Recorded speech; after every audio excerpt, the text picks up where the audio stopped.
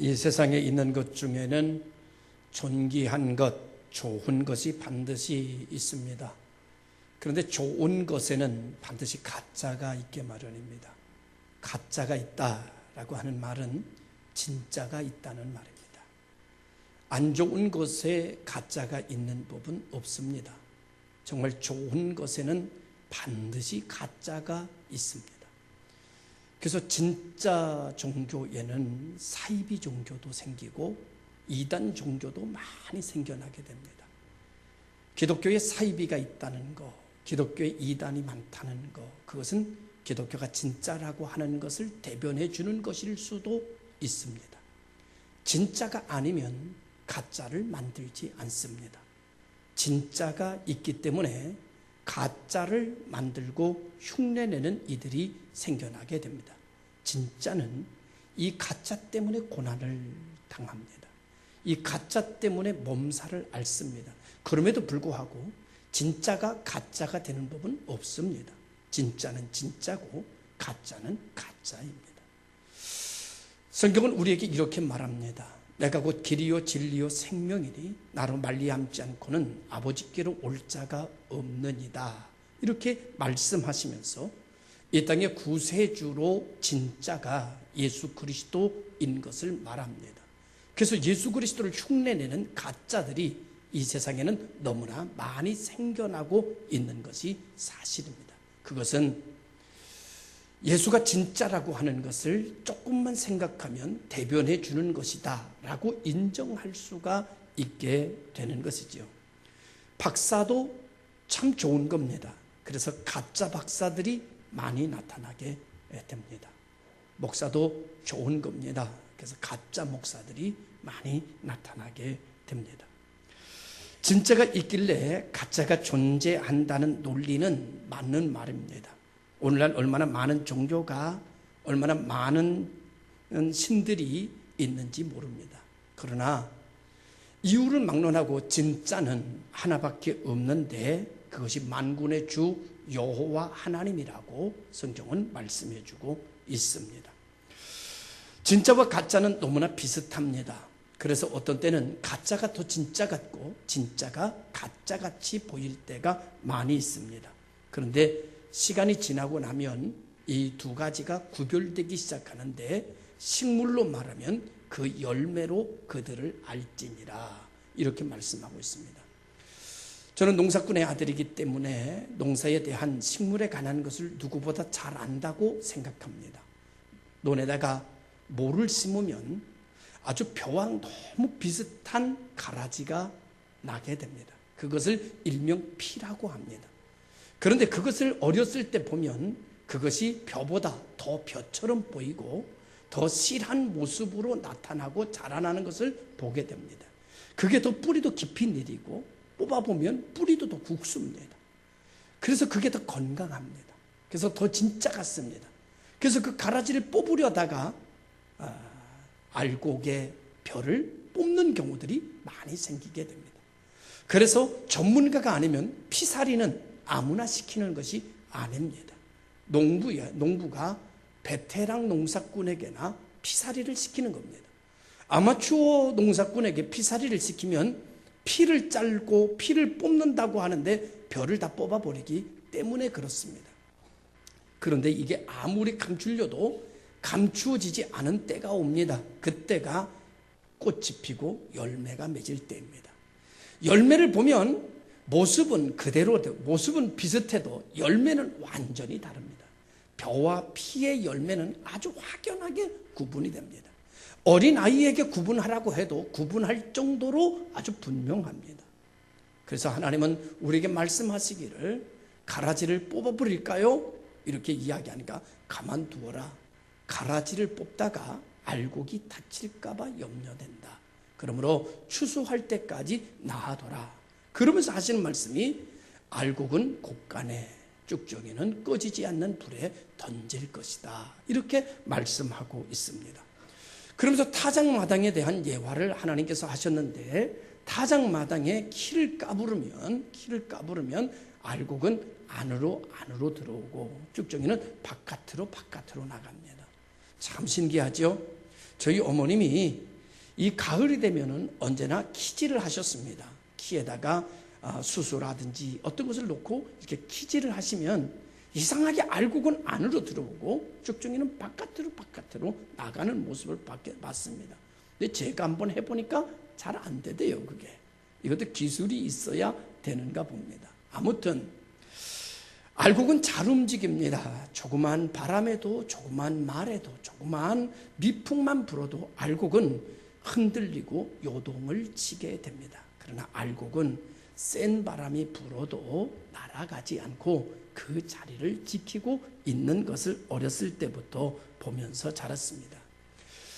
싹이 난 것 가지고는 구별하기가 쉽지 않지만 열매를 통하여 보면 이것이 어떠한 풀인지 어떤 나무인지 정확하게 구별할 수 있다는 것이 성경의 지론입니다.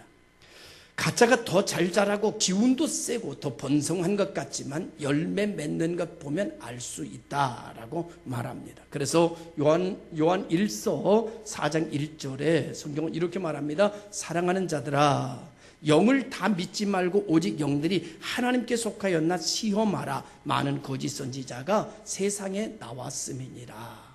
고린도후서 11장 13절에서 15절까지의 말씀은 거짓 사도도 자기를 그리스도의 사도로 가장하고 의의 일꾼으로 가장하며 사단도 자기를 광명한 천사로 가장한다. 이렇게 말씀하고 있어요. 그러므로 참과 거짓을 분별하기란 그리 쉬운 것은 아닐 것입니다. 성경의 마태복음 7장 13절, 누가복음 6장 43절에 이렇게 말합니다. 거짓 선지자들을 삼가라. 양의 옷을 입고 너희에게 나오나 속에는 노략질하는 일이라. 이렇게 말합니다. 문제가 있습니다. 이리가 이리의 모습으로 오면 참 좋겠는데 양의 옷을 입고 오기 때문에 문제입니다. 사탄이 사탄의 모습으로 오면 좋은데 사탄이 가장 나를 위하는 친구처럼 속삭이며 오기 때문에 그 사탄의 역사를 뿌리칠 수가 없는 것이 사실입니다. 성경은 계속해서 이렇게 말합니다. 노략질하는 일이라 그의 열매로 그들을 알지니 가시나무에서 포도나무를 또는 엉겅퀴에서 무화과를 따겠느냐. 그 열매를 보아 그 나무를 알지니라. 이렇게 말합니다. 이 말씀을 보면서 여러 가지 생각이 잠기게 됐습니다. 왜 교회는 양과 염소가 함께 있는 것일까? 왜 교회는 가라지와 알곡을 함께 두시는 것일까? 알곡이 눈에 잘 보이기보다는 가라지가 예배를 잘 드리는 사람이 보이기보다는 예배를 망치는 사람이 더 잘 보이는 이유는 무엇일까? 집중된 그리스도인을 바라보기보다는 집중하지 못하는 그리스도인에게 시선이 가는 건 왜일까? 이런 여러 가지 생각을 이 말씀을 준비하면서 생각하게 봤습니다. 나는 왜 괴로운 것일까? 라고 말할 때 이런 생각을 먹게 되더라고요. 혹 내가 가시나무에게서 포도를 원하는 것은 아닐까? 엉겅퀴에서 무화과를 열리기를 원하는 것은 아닐까? 사실은 저 나무가 포도나무가 아닌데 포도 열매를 바라고 자꾸 뭐라고 잔소리하는 것은 아닐까? 포도나무에서만 포도 열매가 맺히는데 양의 옷을 입고 있어서 그것을 양으로 알고 포도나무 옷을 입고 있어서 그것이 포도나무인 줄 알고 자꾸 포도 열매를 맺추라고 하니 그도 힘들고 나도 힘든 것 아닌가, 그런 생각을 해보게 됩니다. 여기서 우리는 한 가지 질문을 던지고 가고 싶습니다. 당신은 누구입니까? 당신은 그리스도인입니까? 아니면 당신은 양의 옷을 입고 그리스도인인 척 그리스도의 옷을 입고 있는 사람입니까? 당신은 포도나무입니까? 그래서 포도 열매로 주인을 기쁘시게 합니까? 당신은 무화과 나무입니까? 그래서 무화과 열매로 하나님을 기쁘시게 하는, 주인을 기쁘시게 하고 있습니까?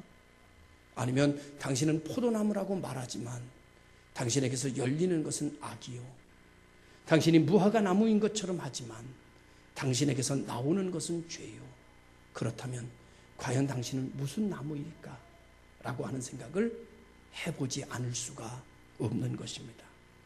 이러한 모습 속에서 오늘 성경은 이렇게 말합니다. 못된 나무가 좋은 열매를 맺을 수 없고 좋은 나무가 못된 열매를 맺을 수 없다. 좋은 나무는 좋은 열매를 맺고 나쁜 나무는 나쁜 열매를 맺는다. 이렇게 말합니다.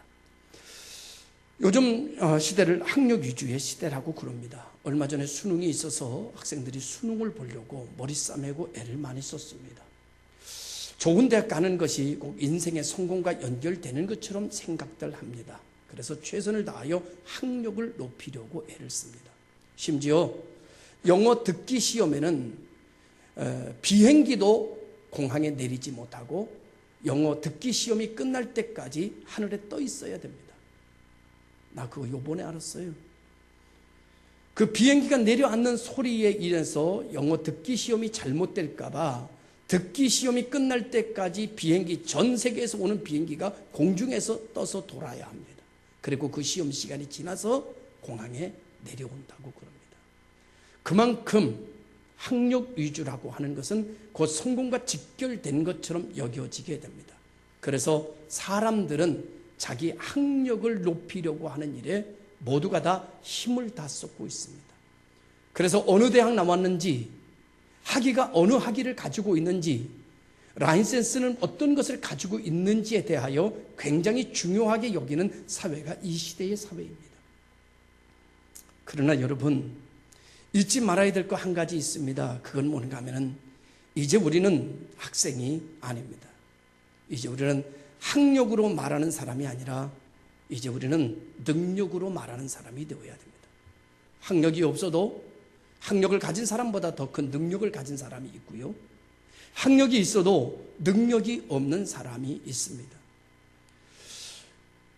29살 때 목회를 시작했습니다. 예배당에 냉난방 시설이 잘 안 돼서 모든 벽이 갈라져 있어서 양쪽의 벽에 커튼으로 막아야 될 필요가 있어서 양평 읍내에 커튼 가게를 갔습니다. 집사님에게 우리 교회 양쪽 면에 커튼을 좀 해야 되는데 어떤 게 좋겠느냐고 해서 커튼을 결정하고 결국 다 재단해서 만들어서 커튼을 설치하게 됐습니다. 그런데 커튼 하나 설치하러 온 그분은 그분의 남편이었습니다.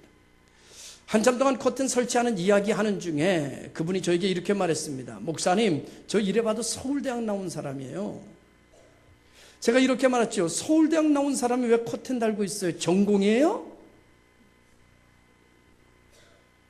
전공은 다른 겁니다.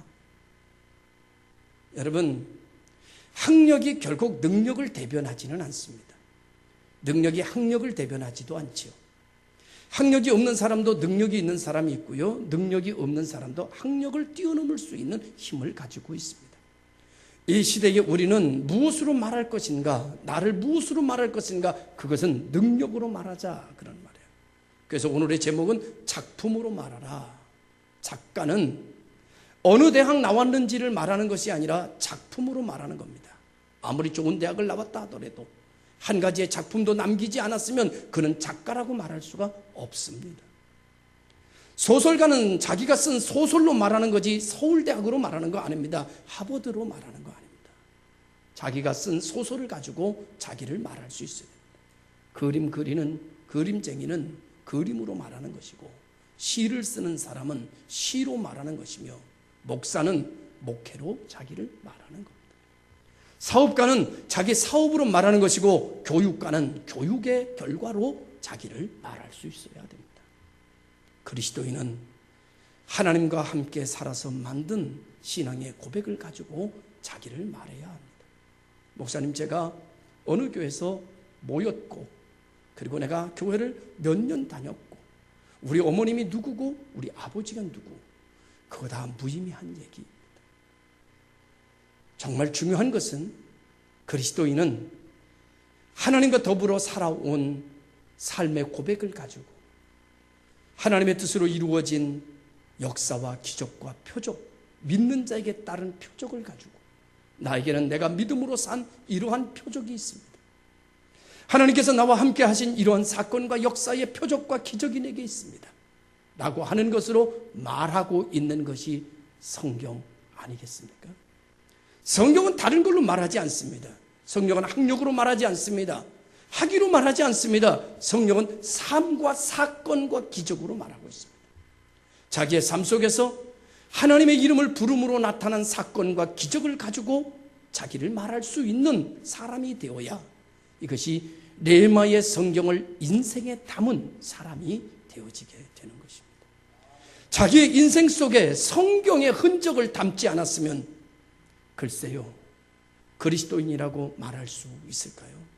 그가 목사라 할지라도, 그가 장로라 할지라도, 그가 교회를 수십 년 다닌 사람이라고 할지라도 하나님의 이름과 하나님 앞에 눈물 뿌리고 하나님 앞에 몸부림쳐서 불가능한 일을 가능케 하며 하나님과 만들어진 어떤 사건의 흔적을 내놓을 수 없다면 그의 30년의 신앙 경력이 무슨 의미가 있을까요? 자기의 삶에 하나님의 능력이 새겨져 있는 것을 가지고 신앙을 말하십시오. 자기 사상 속에 새겨져 있는 하나님의 그 기운, 생기를 가지고 자신의 신앙을 표현하십시오. 그래야 이것이 진정한 신앙입니다. 다시 본문으로 돌아가서 이렇게 말씀드립니다. 그러니 양의 옷을 입었다 해도 이리는 하나님의 말을 할 수 없고, 양의 옷을 입은 이리는 하나님의 새겨진 자기의 인생을 내어놓을 수 없으니 그는 거짓이며 그는 가짜며 그는 진짜가 아닙니다. 여러분, 신앙생활 하면서 가짜의 얘기를 너무 귀담아 듣지 마십시오. 옆에 있다고 해서 오랫동안 함께 교회를 다녔다고 해서 그가 꼭 진짜인 것은 아닙니다. 같이 오랫동안 신앙생활을 했다 하더라도, 같이 밥을 먹고 같이 나누고 친밀하다 하더라도 그는 가짜일 수 있다는 것을 잊지 마십시오. 진짜는 진짜의 소리를 들을 줄 알아야 하는데, 진짜의 소리를 들으려고 하면 어떻게 돼야 되는지 아십니까? 마지막 때에 분별력이 있게 살아야 된다라고 말하는데, 진짜 분별력이 있고 진짜 여러분 당신이 정확하게 알려면 어떻게 해야 되느냐? 내가 진짜가 되면 됩니다. 내가 진짜가 되면 가짜를 볼 수 있습니다. 많은 이들이 이렇게 말합니다. 목사님네 교회에서는 이단에 대해서 설교 안 하십니까? 이단에 대해서 강의 안 하십니까? 이단에 대한 세미나 하시지 않습니까? 이단의 전문가를 데려다가 강의하시죠. 말씀 전하게 하시죠. 저는 NO! 거부합니다. 가짜를 이야기할 시간이 있으면 진짜를 얘기해야 합니다. 진짜를 얘기하면 가짜는 그냥 구별되는 겁니다. 왜냐하면 가짜는 종류가 너무나 많아서, 그 종류가 너무나 많이 쉴 새 없이 제품처럼 나오기 때문에 그 가짜를 일일이 다 얘기할 수가 없습니다. 앞으로도 더 얼마나 많은 가짜가 나올는지 모릅니다. 그래서 가짜를 가르치는 것이 아니라, 가짜의 분별력을 가르치는 게 아니라, 당신이, 우리 교회가, 우리 가정이 진짜가 되면 됩니다. 진짜가 되면 가짜는 걱정할 필요가 없습니다. 자, 여러분에게 묻습니다. 나는 진짜인가? 당신은 진짜입니까? 당신은 정말 하나님으로 인하여 기뻐하며 하나님으로 즐거워하며 하나님으로 인하여 행복하십니까? 그를 의지하며 모든 것을 주의 생명과 연결시키며 의지하는 내 주를 더욱 의지하고, 믿음은 바라는 것들의 실상이며 보지 못하는 것들의 증거라 하셨기에 지금 현재를 가지고 말하라고 하면 예로 말할 수 없지만, 지금을 가지고 이야기하라면 노도 할 수 있지만, 예스야 노가 가능하지만, 믿음으로 말하라고 한다면 우리는 예스만 말할 수 있어야 될 것입니다. 믿음은 오늘이 아니라 내일이고, 내일은 예가 되기를 원한다면 내일은 예를 말하십시오. 여러분, 다음 달이 여러분에게 아니오가 아니라, 한숨이 아니라 여러분에게 예스요 노가 아니라 아멘이 되기를 원한다면, 다음 달이 여러분에게 웃음을 주기 원한다면 오늘 웃음을 심으십시오. 오늘 긍정을 심으십시오. 오늘 믿음의 씨를 뿌리십시오. 지금의 믿음의 씨를 뿌리는 것은 지금 상황상 믿음의 씨를 뿌릴 수 없고, 지금 상황상 웃을 일이 아니지만, 그러나 내일 웃기를 원한다면 지금은 웃음을 뿌려야 합니다. 이것이 바로 신앙생활입니다. 신앙생활은 신 앞에 이렇게 비는 생활이 아니고, 구술하는 신앙, 그런 생활이 아닙니다.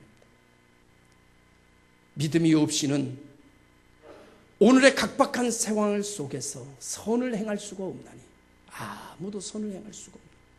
믿음이 있는 자는 오늘의 각박한 삶 속에서도 선을 행하나니, 왜? 내일 선의 열매가 맺히길 원하기 때문입니다. 그래서 성경은 이렇게 말하죠.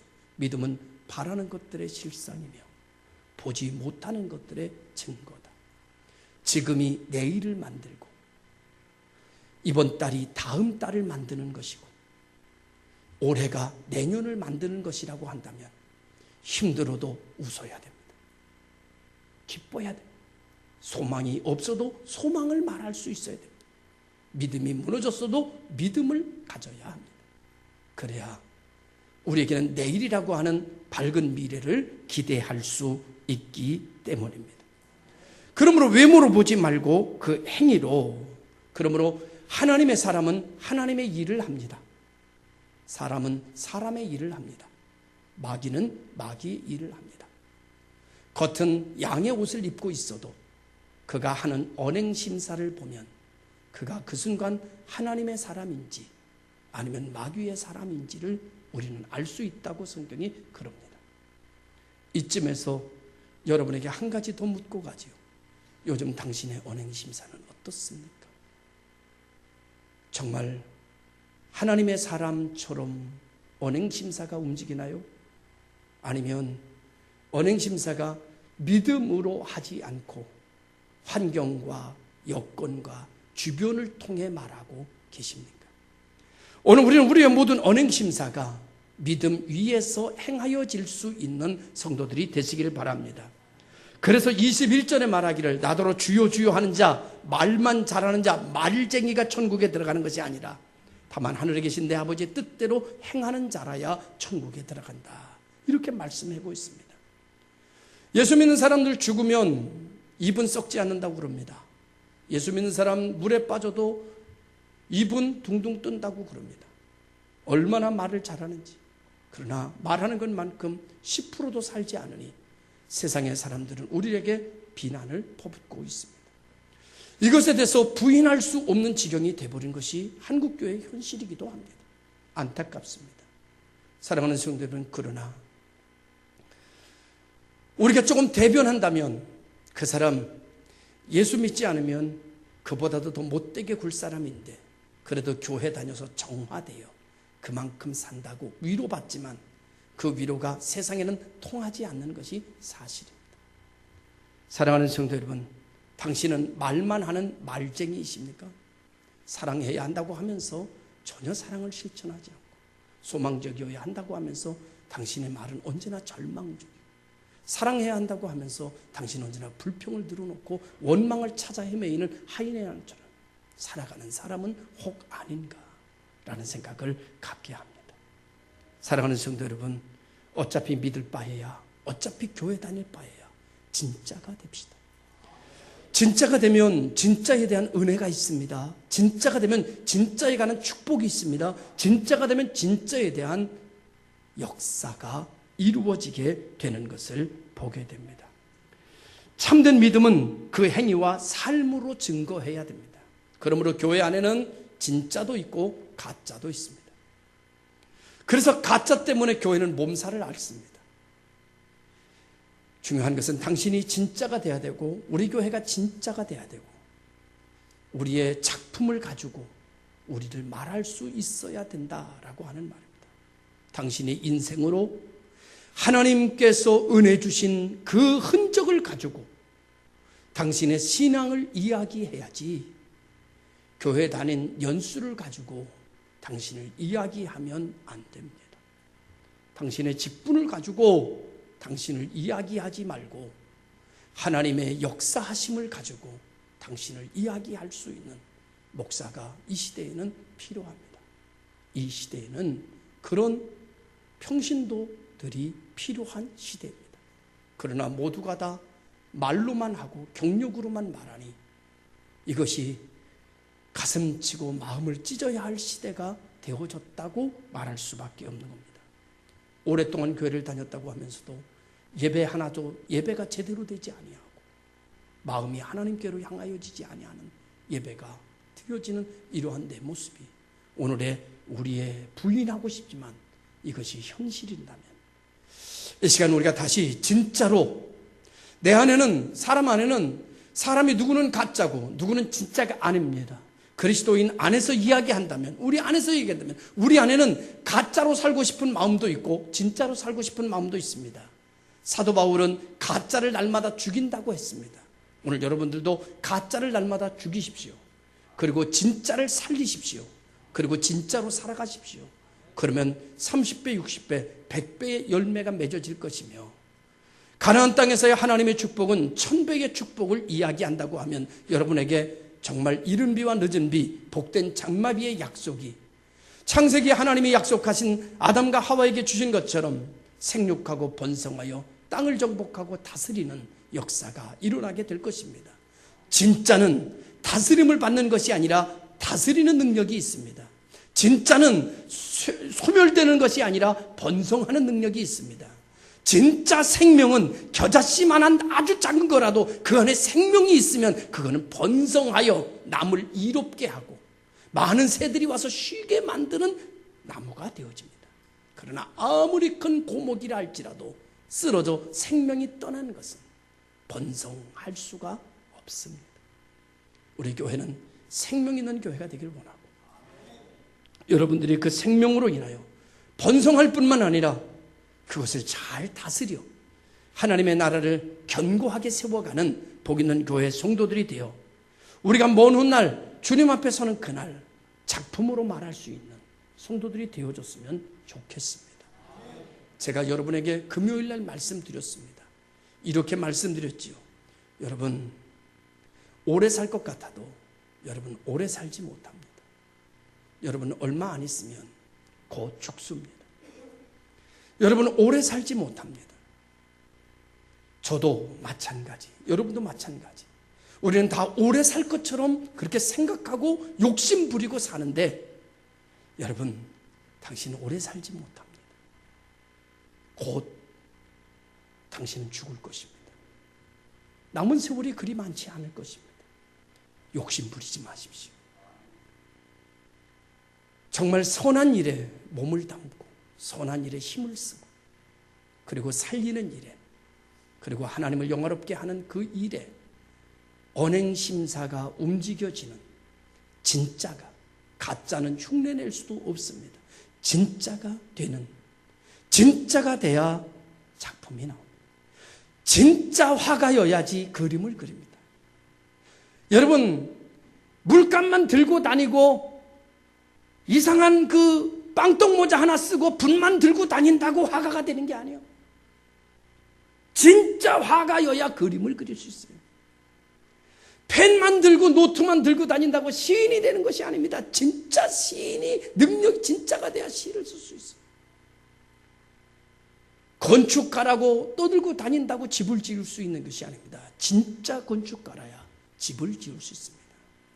당신이 진짜가 된다면 진짜 그리스도인이 된다면 당신에게 언행심사를 통하여 성령의 9가지의 열매가 나타나기 시작할 것이고 믿는 자에게 이런 표적이 따르리니 라고 말씀하신 것처럼 표적이 있고 간증이 있는 성도들로 만들어져 가게 될 것을 믿습니다.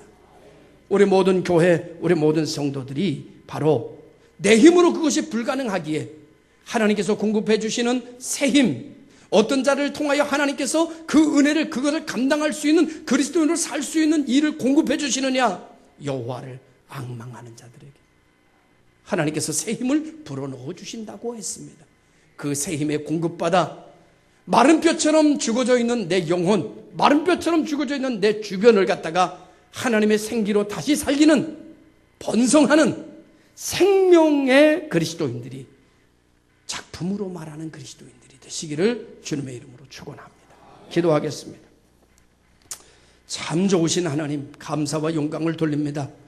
그리스도인이라고 말하면서 그리스도인이 아닌 사람이 너무나 많고, 목사라고 말하면서 가짜 목사가 너무나 많고, 교회라고 말하면서 가짜 교회가 너무나 많아.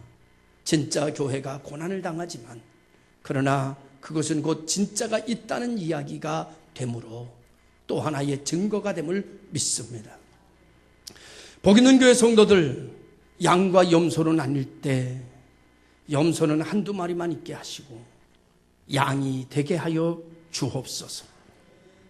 언행심사가 성령의 9가지 아름다운 열매를 맺힐 수 있는 살아있는 믿음으로 말하고 믿음으로 생각하고 그리고 하나님의 능력과 하나님의 역사로 체험하여 간증으로 말하는 신앙들이 되게 하여 주옵소서. 예수님의 이름으로 기도드리옵나이다. 아멘.